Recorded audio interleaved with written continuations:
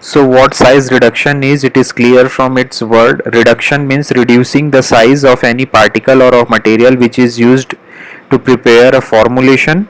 So in this topic we will study about the objectives, mechanism and laws for size reduction, the factors affecting the size reduction, different types of size reduction machines and equipments like fluid energy mill, hammer mill, ball mill, edge runner mill, end runner mill, etc. So starting with it's the first slide.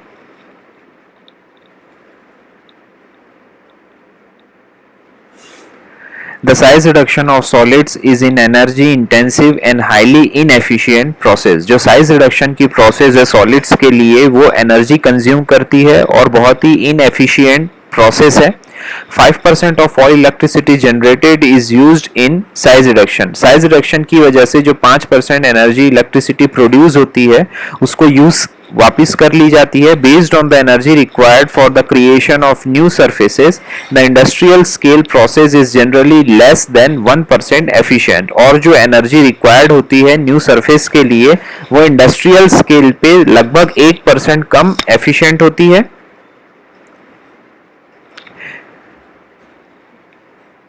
The raw material often occurs in size that are too large to be used and therefore they must be reduced in size. जो raw material use किए जाते हैं different medicines और vaccines बनाने में, अगर उनके size बहुत ज़्यादा है इसलिए उनका size reduce करना या उनका size कम करना आवश्यक या ज़रूरी होता है.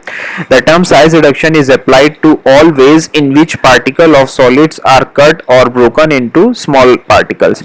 किसी भी तरीके से आप large solid particle को अगर छोटे छोटे टुकड़ों या particle में divide करते हैं तो हम उसको साइज रिडक्शन की प्रोसेस बोलेंगे. चाहे आप हाथ से उसे पीस कर कम करें या फिर मोटार पेसल में किसी इक्विपमेंट में हैमर से दीवार पर मारकर, किसी भी तरीके से.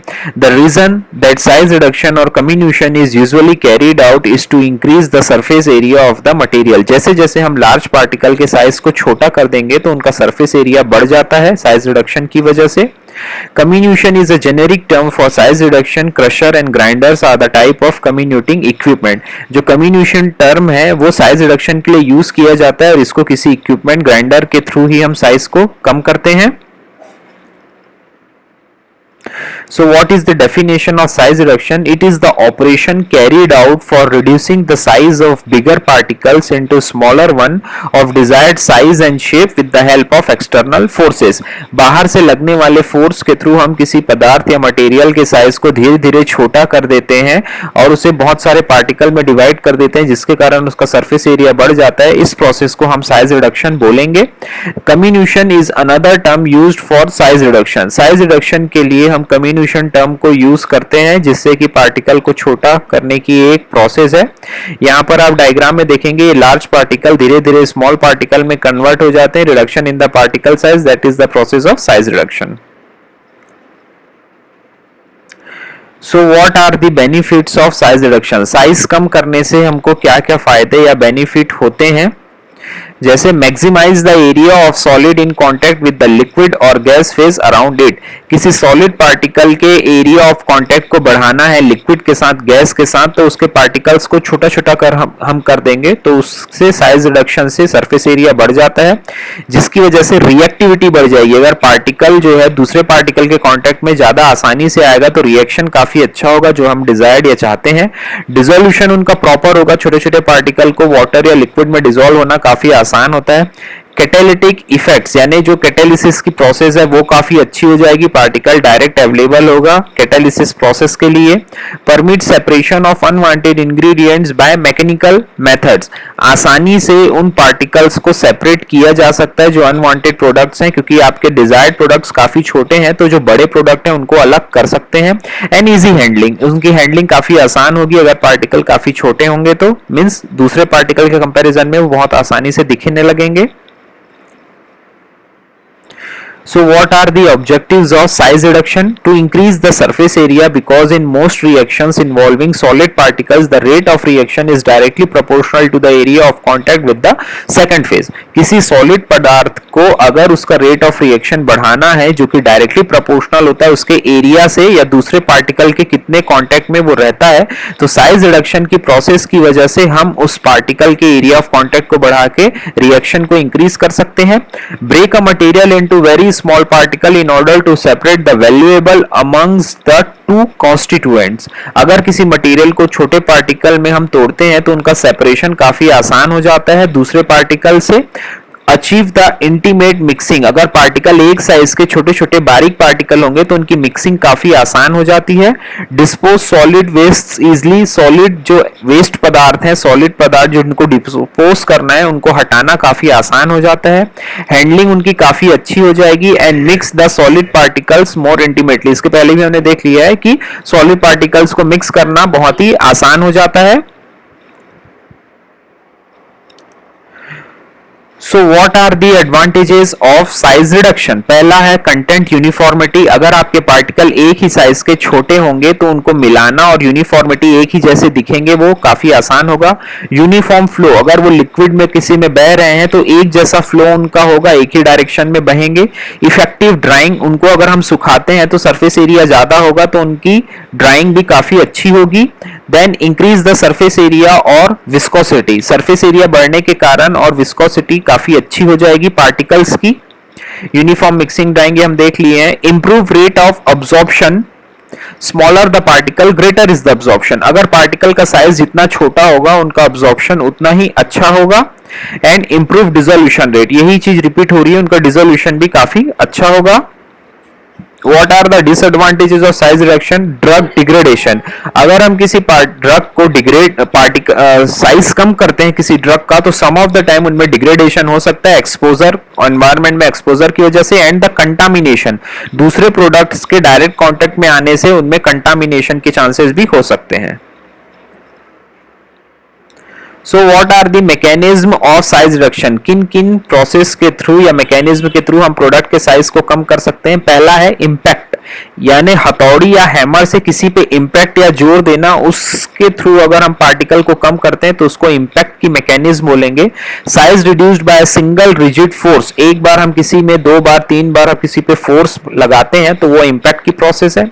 Compression, in this mode material is crushed between the rollers by the action of pressure. गन्ने की जो मशीन होती है, शुगर कैन मशीन जूस निकालने की, वो काफी अच्छा एग्जांपल है कंप्रेशन का. दो रोलर के बीच में अगर किसी प्रोडक्ट को हम डालेंगे तो प्रेशर के थ्रू उसमें से जूस बाहर निकल जाता है. Attrition, arising from particles scraping against one another or against a rigid surface by rubbing action. Attrition यानी एक सरफेस के अंदर, बहुत सारे सरफेस के अंदर मटेरियल को डाल देते हैं तो उसके आगे पीछे ऊपर नीचे घिस घिस के उसको पार्टिकल साइज को छोटा कर देते हैं, वो एट्रिशन की प्रोसेस है. एंड कटिंग, जो सिंपल प्रोसेस है, कट करके किसी शार्प ब्लेड से प्रोडक्ट को कम करना, that's the cutting process. So these are the four basic mechanism through which the size of the particle can be reduced. यहां आप इस डायग्राम में देखेंगे वो सारे मैकेनिज्म के डायग्राम्स दिए हुए हैं. इंपैक्ट यानी ये आपकी हथौड़ी है, हैमर है, जिससे आप पार्टिकल साइज कम करेंगे. ये एट्रिशन है, आपके प्रोडक्ट के ऊपर कोई दो सॉलिड डिफरेंट सरफेसेस हैं जो प्रोडक्ट को घिस कर छोटा कर रहे हैं. शियर स्ट्रेस, रोलर के बीच में अगर आप किसी प्रोडक्ट को डाल दोगे. और कॉम्प्रेशन, ये प्रेस करके प्रेशर के थ्रू प्रोडक्ट के साइज को कम करना. सो आइडियल क्रशर और ग्राइंडर कैसे होते हैं, जिनकी कैपेसिटी काफी ज्यादा हो, ज्यादा से ज्यादा मटेरियल को उनमें कॉम्प्रेस किया जा सके. Require a small power input per unit product, बहुत कम इलेक्ट्रिसिटी जो कंज्यूम करता हो और आसानी से साइज को कम कर देता हो. Yield of product single size और the size distribution is required, product की यील्ड काफी अच्छी हो, जितना मटेरियल आप डाल रहे हैं उतना ही मटेरियल उससे कुछ कम बाहर निकले और वेस्टेज कम हो. ये आइडियल क्रशर्स के कैरेक्टरिस्टिक्स हैं. So what are the laws used for the reduction of size of the particle. The energy required for particle size reduction is the function of input-output particle size, hardness, strength and other properties of solid. किसी पदार्थ के solid के size को कम करना ये depend करता है particle size पे, उसके hardness पे, इसकी strength पे और properties of the solid पे, जिसपे अलग-अलग laws लगते हैं energy requirement के according, जिसको theories of energy requirement बोलते हैं. इस theories के बारे में हम study करेंगे. Rittinger's theory, Kick's theory and Bond's theory.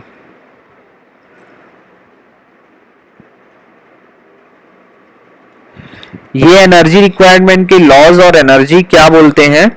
The energy required to reduce the size of particle is inversely proportional to the size raised to the some power. अगर particle जितना बड़ा होगा उसमें एनर्जी उतनी ज्यादा लगेगी. So energy required to reduce the size of particle is inversely proportional, यानी size अगर ज्यादा बड़ा होगा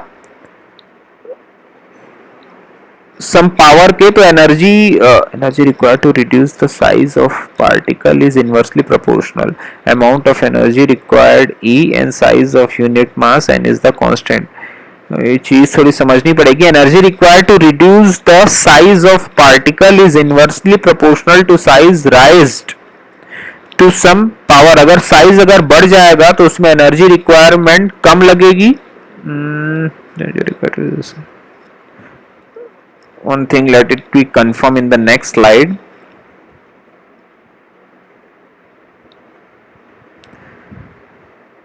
पार्टिकल साइज जितना बड़ा होगा एनर्जी उतनी ही ज्यादा लगेगी. इसको समझना पड़ेगा. Let leave it this slide, we will study in and confirm it later. So Rittinger's theory, according to this theory, energy is required for size reduction of unit mass is directly proportional to the new surface area produced. E is equal to kr in bracket Sn minus Se. Si is the initial surface area, N is the new surface area of the product. यानी जो initial surface area है उसको new surface area से minus करेंगे. Kr आपका रिटिंगर्स constant है और E is the amount of energy. ये फॉर्मूला पुट करके साइज रिडक्शन की थ्योरी हम डिफाइन करते हैं. किक्स थ्योरी क्या बोलती है? It states that energy required for deforming a set of particle is equivalent to the shape is proportional to the ratio of change in particle size. Particle size के जितना आप बढ़ाएंगे उतनी ज्यादा एनर्जी लगेगी. तो जो पहले वाला हमने थ्योरी अभी आगे पढ़ के रिटिंगर्स के पहले जो ये वाला पार्ट देखा था, इसमें हम ये कह सकते हैं कि जो पार्टिकल साइज जितना ज्यादा होगा एनर्जी रिक्वायरमेंट उतना ही ज्यादा होगा. D is equal to amount of energy required to produce a change and size of the unit mass. जितना ज्यादा यूनिट मास कम होगा एनर्जी रिक्वायरमेंट उतना ज्यादा होगा. Is equal to minus C upon D, that is constant. ये किस energy को define कर रहा है? ये स्लाइड क्वेश्चन समझ नहीं आ रहा है. So what is kicks theory? This is the theory is directly proportional to the shape of the particle or change in particle size. E is equal to kk and the constant di upon dn. Kicks kk is the Kick's constant energy per unit mass. जितना ज्यादा वजन होगा उतनी energy उसमें लगेगी kilowatt hour के according. di is the diameter of the particle size is the initial weight and dn is the diameter of new particle. शुरुआत में कितना पार्टिकल साइज है और न्यू पार्टिकल का कितना डायमीटर है उसको डिवाइड करेंगे तो ये किक्स थ्योरी है. एप्लीकेशंस क्या है इस थ्योरी के? It is more appropriate for the course crushing, यानी फाइन नहीं चाहिए, कोर्स पार्टिकल को क्रश करना है, साइज रिड्यूस करना है, तो ये थ्योरी एप्लीकेबल है. For grinding of coarse particle in which the increase in surface area per unit mass is relatively small, क्योंकि कोर्स पार्टिकल का सरफेस एरिया ज्यादा नहीं होता. Rittinger's law is more appropriate for fine grinding the size reduction of fine powders in which large area of new surface being created. Rittinger's law fits the experimental data better. ये जो Rittinger's law है ये fine particles के size reduction के लिए applicable होता है क्योंकि इसमें सरफेस एरिया बढ़ता है प्रोडक्ट का. देन थर्ड जो लॉ है वो है Bond's theory. According to Bond theory, according to bond theory the energy used in crack propagation is proportional to new crack length produced. जितना क्रैक हुआ है उसके अकॉर्डिंग ये एनर्जी लगती है, that is the bond theory. It states that energy required for deforming a set of particle of equivalent shape is proportional to the change in particle dimension. जितनी energy particle को deform करने में लगती है उसी को हम बॉन्ड थ्योरी बोलते हैं. E is equal to 2 kb in bracket 1 upon under root dn minus 1 upon under root di. Bond work index, that is energy per unit mass, kilowatt hour under root micrometer, or di is the initial diameter of the particle and dn is the new diameter of the particle. Okay.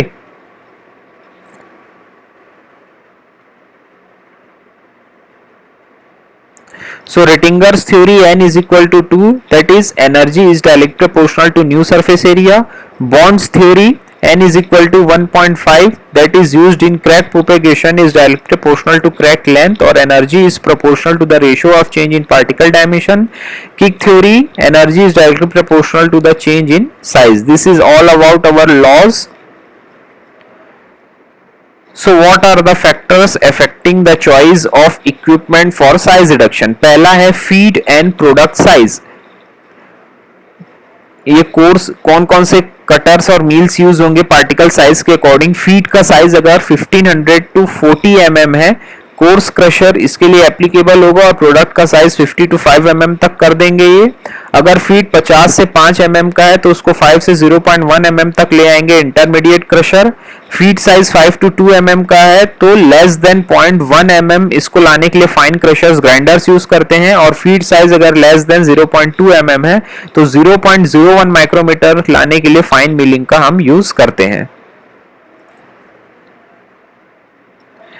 Nature of the material, अगर hardness है material में बहुत hard है, very hard material are better in low speed and low contact machine. Hard product को low speed machine में size reduce किया जाता है. Structure, fibrous material need tearing and cutting action, fibres जिसमें होने के लिए कटर मिल हम ज्यादा यूज करेंगे. मॉइस्चर कंटेंट अगर 5 टू 50% है और ये इजिली से ब्रेक नहीं होता तो इसके लिए डिफिकल्ट होती है ये प्रोसेस. स्टिकीनेस अगर प्रोडक्ट में है तो नीड इजिली क्लीन मशीन. सोपीनेस अगर आपके प्रोडक्ट में है, if coefficient of friction is low crushing में बी डिफिकल्ट. अगर उनमें सोपीनेस ज्यादा होगी तो क्रशिंग उनकी काफी डिफिकल्ट हो जाएगी. एक्सप्लोसिव मटेरियल है तो इनर्ट एटमॉस्फेयर की जरूरत होती है. And hazardous to health product है तो गुड कन्फाइनमेंट या एंक्लोज्ड इक्विपमेंट की जरूरत होगी. When selecting a crusher, the following criteria must be considered. Crusher जो होते हैं उनको सेलेक्ट करने के लिए ये क्राइटेरिया फॉलो किया जाता है. Will it produce desired output size and shape at the required capacity? जो आपके क्रशर होते हैं required capacity और size output देने वाले होने चाहिए. Accept the largest input size expected. जो आपको साइज चाहिए वो साइज देने के कैपेबल हो.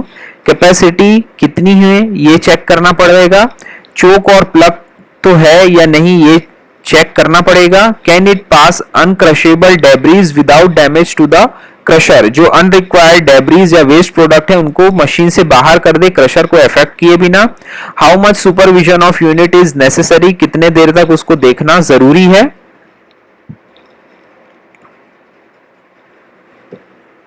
What will it meat product specification without additional crushing.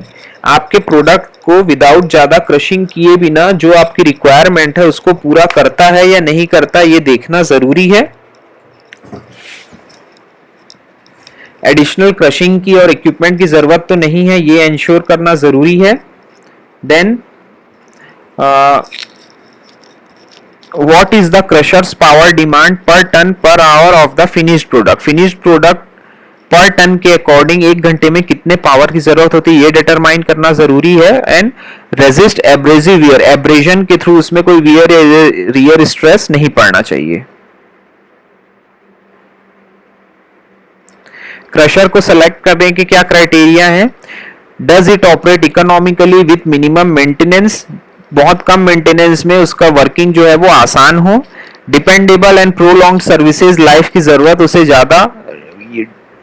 एक तो वो डिपेंडेबल ना हो और उसकी सर्विस ज्यादा मींस ज्यादा लंबे समय तक वो चले विदाउट एक्सेसिव मेंटेनेंस के, is there ready availability of replacement part की जो मार्केट में अवेलेबिलिटी है वो आसान होनी चाहिए, एक्सेप्टेबल पार्ट्स रिप्लेसमेंट कॉस्ट ज्यादा नहीं आना चाहिए, इजी एसेस हो इंटरनल पार्ट्स उसके, क्रशर जो हो वो वर्सेटाइल हो जो उसमें लगा रहेगा crusher, how does initial cost of the machine compare with its long term operating cost, जो इनिशियल कॉस्ट लग रही है आपके मशीन में वो लॉन्ग टर्म ऑपरेटिंग कॉस्ट कितनी होगी ये डिटरमाइन किया जा सके, and the experienced factory service radially available, उसके किसी भी पार्ट्स को चेंज करने या सर्विसिंग के लिए बाहर सर्विस अवेलेबल हो, ये सारी चीजें चेक की जानी चाहिए।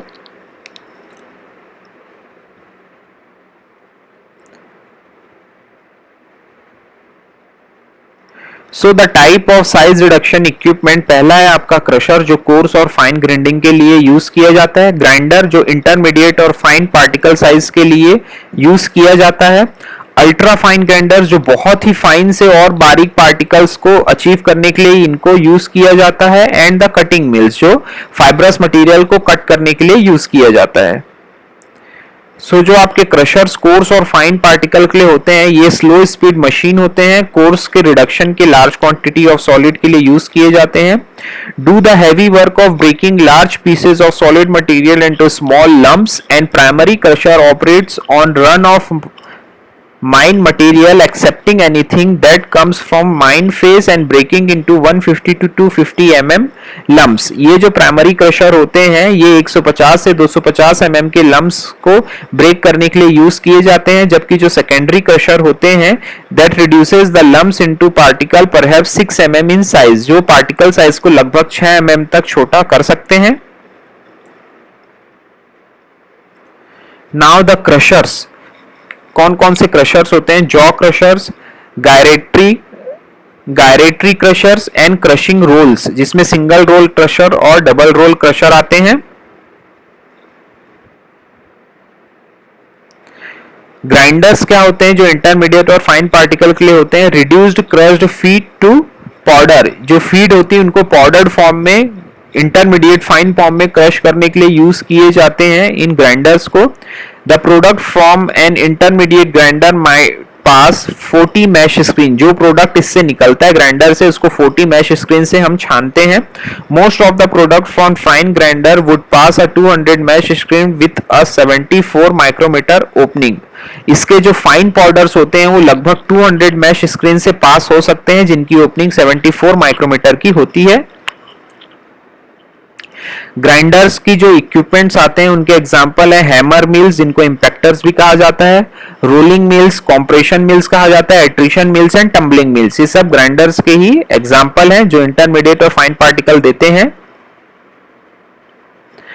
फर्स्ट मिल है आपकी हैमर मिल, ये हैमर मिल का डायग्राम है, ये जो साइक्लोन की तरह आपका प्रोडक्ट है यहां से ये बाहर निकल रहा है, फैन लगा हुआ है, प्रोडक्ट जो है यहां से डिस्चार्ज किया जा रहा है, ये मिलिंग स्क्रीन लगी हुई है, यहां से ये छनता है, अंदर हैमर लगा हुआ है, यहां से फीड आप डालते हैं, reversible hammer from hardened steel, product को डिस्चार्ज यहां से किया जाएगा, बाहर निकाला जाएगा। प्रिंसिपल क्या है, material is impact between rapidly moving hammers on a rotator and the power material, ये जो आपका फीड है यहां पर अंदर इन चारों हैमर्स के बीच में बार बार पीटते हैं, इंपैक्ट पड़ता है उस पे जिसके कारण साइज रिडक्शन होता है, और ये हैमर तेजी से यहां घूमते हैं, रिवॉल्व होते हैं। यूजेस क्या है इसके, it is used to mill dry material, जो सूखे सॉलिड प्रोडक्ट हैं, वेट फिल्टर प्रेस केक, कुछ गीले प्रेस केक के फॉर्म में प्रोडक्ट है उनको साइज रिडक्शन के लिए, ऑइंटमेंट और स्लरीज के साइज रिडक्शन के लिए हैमर मिल यूज किया जाता है। Brittle material is best fractured by impact from blunt hammers, fibrous material is best reduced in size by cutting edge, इसमें कटिंग एज भी लगे होते हैं, मोस्टली हैमर्स लगे होते हैं जो सॉलिड हार्ड मटेरियल को छोटे छोटे पार्टिकल्स में डिवाइड करने के लिए यूज किया जाता है। वेरिएंट्स इनके और क्या है, हैमर मिल के स्टॉक्स टोरंटो मिल, फिट्जपैट्रिक कम्युनिटिंग मशीन जिसको फिट्ज मिल भी कहा जाता है, माइक्रो पल्वेलाइजर और हमर क्रशर, ये सभी इसके वेरिएंट है हमर मिल के जिनमें इंपैक्ट के थ्रू ही प्रोडक्ट का साइज रिड्यूस किया जाता है और उनमें हैमर्स लगे होते हैं। कंस्ट्रक्शन और वर्किंग क्या है इनकी? A hammer mill is essentially a steel drum containing a vertical और हॉरिजॉन्टल रोटेटिंग शाफ्ट और drum on which hammers are mounted. ये एक स्टील की बहुत बड़ा इक्विपमेंट होता है जिनमें हैमर्स लगे होते हैं हॉरिजॉन्टली या vertically. Hammer swing on end और fixed to the central motor. Hammer जो होते हैं वो खुद स्विंग करते हैं पूरे इक्विपमेंट में या एक सेंट्रल पार्ट में फिक्स रहते हैं जो रोटेट होते हैं।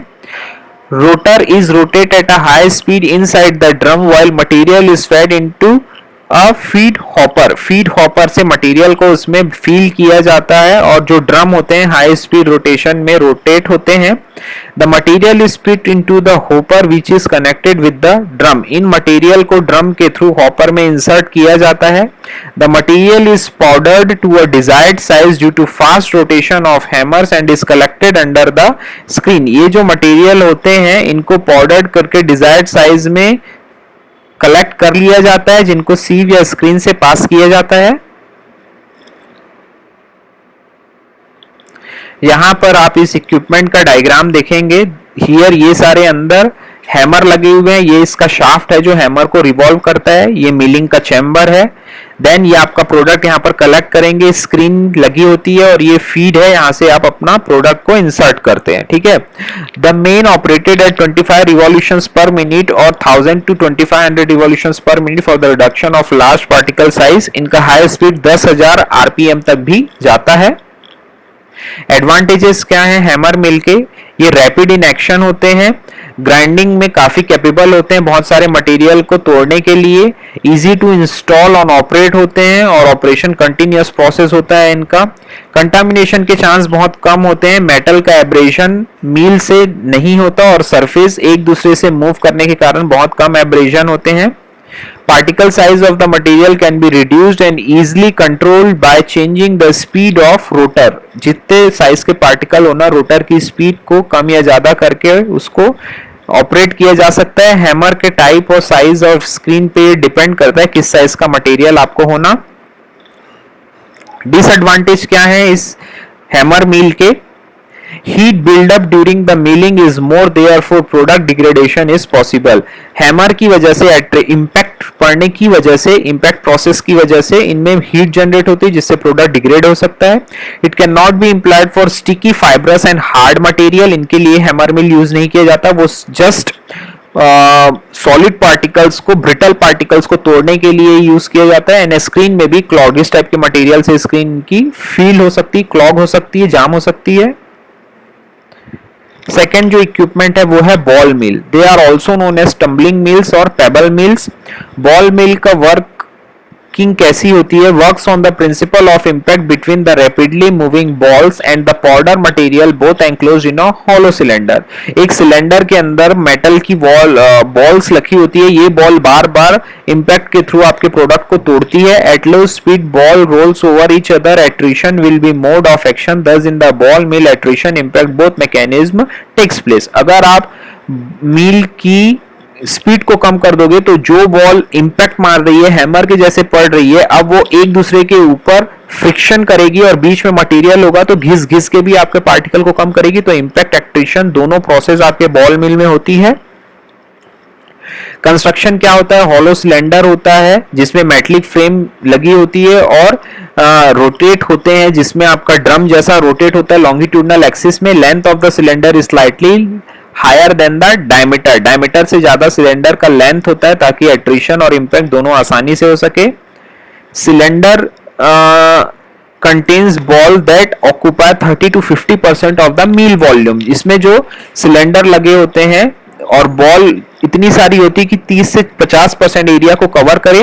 Ball size depend upon the size of the feed and diameter of the mill. ये फीड के साइज पे डिपेंड करता है किस साइज की बॉल डालनी है। And they are made up of steel, iron, stone ware and grinding medium के जैसा ये वर्क करते हैं। यहाँ पर डायग्राम में आप बॉल मिल देखेंगे, लगभग 30 से 50% एरिया कवर किया हुआ है ये आपके इक्विपमेंट का। ये बॉल्स हैं, एक्सिस है, इस शाफ्ट पे रिवॉल्व होते हैं और आपके प्रोडक्ट साइज को कम करते हैं। वर्किंग क्या है इनकी, the drug to be ground is put into the cylinder of the mill in which a quantity that is filled to about 60% of the volume. जो फीड आप भरेंगे लगभग 60% होगा सिलेंडर का। Fixed number of balls are introduced into the cylinder and closed mill is allowed to rotate on longitudinal axis and the speed of rotation is very important. किस speed में आपको revolve करना है, इंपैक्ट चाहिए या attrition चाहिए, ये आप पे डिपेंड करता है। ये अगर लो स्पीड है तो बॉल्स ऐसे एट्रिशन की जैसा वर्क करेंगे, स्पीड बढ़ने पर इनमें इंपैक्ट पड़ेगा। और करेक्टेड स्पीड ऐसी है कि बॉल्स बीच में भी और कोने में भी हर जगह हो।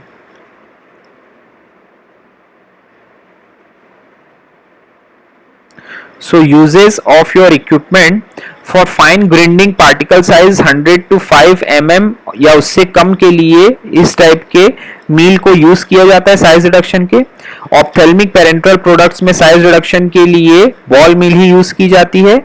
Milling dyes, pigments, insecticides at low speed के लिए भी बॉल मिल का उपयोग किया जाता है। एडवांटेज क्या है इसके, बहुत फाइन पाउडर ये प्रोड्यूस करते हैं। वेट और ड्राई ग्राइंडिंग के लिए बॉल मिल का उपयोग किया जाता है। Toxic substance can be ground as the cylinder is closed system. Toxic substance को भी छोटा किया जा सकता है क्योंकि इसमें टॉक्सिसिटी बाहर नहीं जाती, एनक्लोज सिस्टम होता है। रॉड और bar can be grinding can also be used as a grinding media. Rod और बार को भी इसमें ग्राइंड किया जा सकता है। स्टिकी मटेरियल के साइज रिडक्शन में बॉल मिल यूज होती है। इंस्टॉलेशन ऑपरेशन कम, लेबर कॉस्ट कम होता है और ऑपरेशन काफी आसान होता है इसका। The mill is close system used for the sterile products and oxygen sensitive products. एक एनक्लोज्ड मिल के लिए ये ऑक्सीजन सेंसिटिव मटेरियल और स्टेराइल प्रोडक्ट के लिए यूज किया जा सकता है क्योंकि एक एनक्लोज सिस्टम होता है ये। डिसएडवांटेज क्या है, इनमें आवाज बहुत ज्यादा होती है, प्रोसेस स्लो होती है और फाइब्रस मटेरियल के इसको यूज नहीं किया जा सकता। नेक्स्ट जो इक्विपमेंट है वो फ्लूइड एनर्जी मील है जिसको जेट मिल, माइक्रोनाइजर्स या अल्ट्रा फाइन ग्राइंडर्स भी बोलते हैं। इसका प्रिंसिपल क्या है, ये इंपैक्ट और एट्रिशन दोनों पर वर्क करते हैं। Milling takes place high velocity collisions between the suspended particle. जो हवा में पार्टिकल उड़ते हैं वो एक दूसरे से टकराकर छोटे हो जाते हैं। कंस्ट्रक्शन क्या है इनका, इलिप्टिकल पाइप लगा होता है जिसकी हाइट 2 मीटर की होती है और डायमीटर 20 से 200 mm तक का होता है। ये डायग्राम में आप देखेंगे फ्लूइड एनर्जी मील का, यहां पर ये हवा चल रही है, ये स्क्रीन से ये फीड आप डालेंगे जो इस फैन के थ्रू ऊपर से यहां स्क्रीन से नीचे डलते हैं और यहां पर टकरा के इनका साइज रिड्यूस हो जाता है। वेंचुरी फीडर है ये, outlet fluid and fine particles का ये आउटलेट है, यहाँ पर स्क्रीन लगी हुई है। इलिप्टिकल रॉड पाइप है, यहाँ पर पार्टिकल टकराते हैं एक दूसरे से और यहाँ पर से एयर जाती है। कंस्ट्रक्शन कैसा है इनका, द मील सरफेस में be made up of either soft and stainless steel या टफ सिरेमिक की बनी होती है। जो नोजल्स होते हैं, ग्राइंडिंग नोजल्स, वो टेंजेंशियली प्लेस्ड होते हैं और इनिशियल फ्लो पाथ के अपोज साइड में प्रेजेंट होते हैं पाउडर के। कंप्रेस्ड एयर जो है वो 600 किलो पास्कल से 1 मेगा पास्कल की हवा का फोर्स होता है इसमें। और जो वेंचुरी फीडर होते हैं is in the path of air flow and outlet with a classifier is fitted to allow the escape of a air. एक आउटलेट लगा होता है जो हवा को बाहर करता है। यूजेस क्या है इनके, पार्टिकल साइज को कम करने के लिए जैसे कि एंटीबायोटिक और विटामिन में ये मील यूज की जाती है, फ्लूइड एनर्जी मील। एडवांटेज क्या है इसके, कोई भी मूविंग पार्ट नहीं होता, इसमें हीट जनरेट नहीं होता, रैपिड और एफिशिएंट होता है, जिनका साइज रिडक्शन 30 mm या उससे कम किया जा सकता है, कंटामिनेशन नहीं होता इसमें। इसके डिसएडवांटेज क्या है, सॉफ्ट, टैकी और फाइब्रस मटेरियल के लिए ये अनसुटेबल होता है फ्लूइड एनर्जी मील और इक्विपमेंट काफी एक्सपेंसिव होता है। नाउ एज रनर मील, ये मील क्या होती है, it is the size reduction is done by crushing due to heavy weight of stone। ये पत्थर रखे होते हैं इनमें जिनके भारी वेट की वजह से प्रोडक्ट का साइज जो है वो रिड्यूस हो जाता है। कंस्ट्रक्शन क्या है इनका, 2 हैवी रोलर इनमें लगे होते हैं जिनके वेट कई टन के जितने होते हैं। ये रोलर एक बैट की तरह मूव करते हैं और ग्रेनाइट और स्टोन लगे होते हैं इनमें। जब ये रोलर शाफ्ट में रिवॉल्व होते हैं तो जो पार्टिकल का साइज है वो बहुत कम हो जाता है। हॉरिजॉन्टल शाफ्ट लगे होते हैं जो इनको रिवॉल्व करते हैं। ये डायग्राम में आप देखेंगे ये दो रोलर लगे हुए हैं शाफ्ट के थ्रू, ये रिवॉल्व करते हैं क्रैंक शाफ्ट के थ्रू। देन इनमें ये बेड होते हैं जिनमें पार्टिकल के साइज को ये कम करते हैं और ये बेस में स्टैंड रहते हैं। वर्किंग कैसी है इनकी? The material to be ground is placed on the bed with the help of scraper in such a way that it comes in the path of stone wheel। ये जो bed होते हैं scraper के through लगे होते हैं जो stone के थ्रू पार्टिकल साइज को कम करते हैं। The stone revolve on its axis at the same time, travel around the shallow stone bed and the material is ground for a definite period। ये जो स्टोन्स होते हैं ये नियत समय के लिए रिवॉल्व होते हैं, प्रोडक्ट के साइज को कम करते हैं।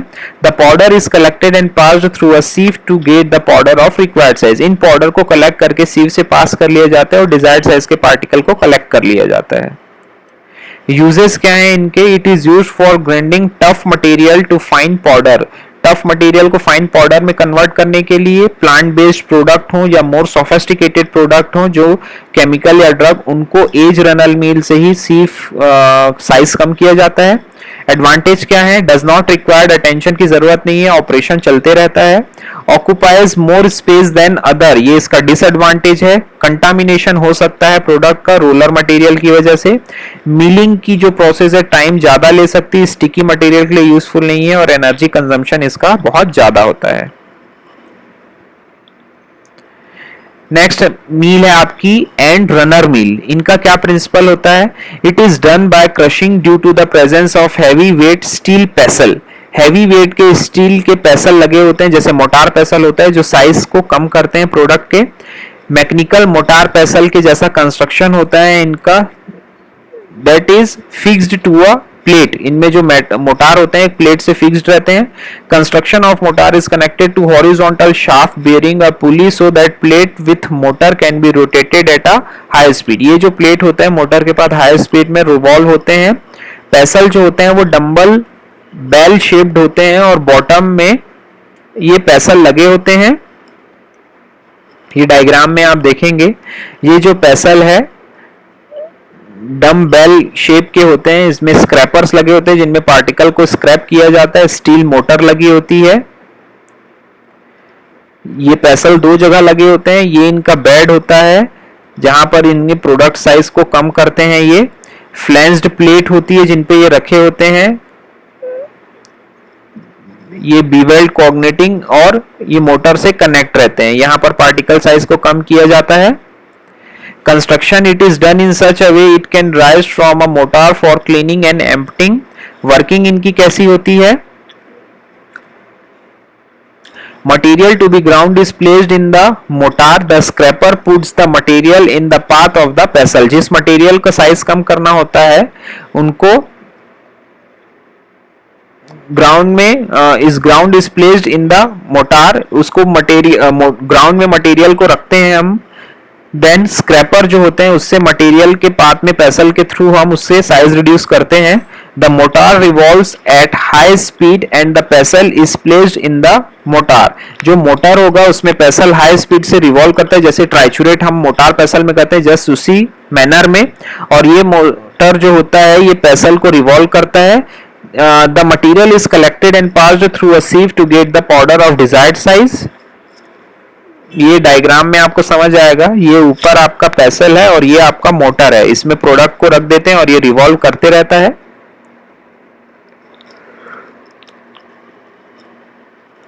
End runner mill is suitable for fine grinding. Nowadays it is replaced by more efficient and sophisticated equipment. Disadvantage क्या है? It is not suitable for unbroken or slightly broken condition. Drugs के लिए ये suitable नहीं है जो कि टूटे या हल्के ब्रोकन स्टेज में होते हैं। Okay, this topic is completed over here.